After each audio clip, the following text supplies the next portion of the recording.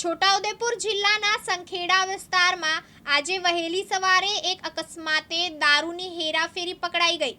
લોટિયા ચોકડી પાસે Jupiter scooter અને i20 કાર વચ્ચે અકસ્માત સર્જાયો.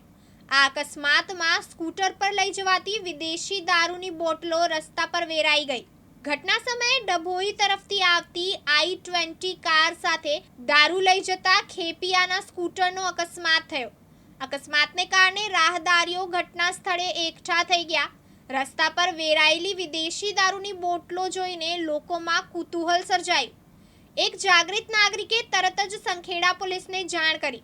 પોલીસે ઘટના સ્થળે પહોંચી ખેપિયાને વિદેશી દારૂ સાથે ઝડપી લીધો.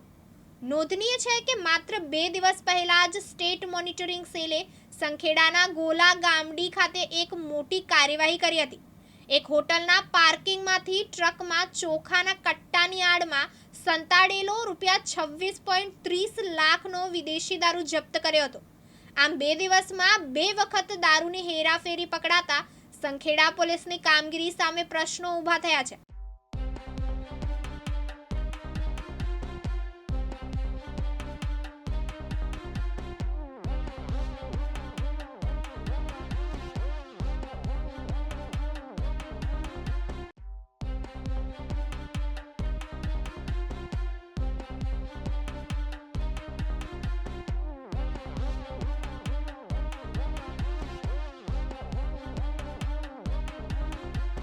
ધવલ બારિયા, દિવ્યાંગ ન્યૂઝ, સંખેડા, છોટાઉદેપુર.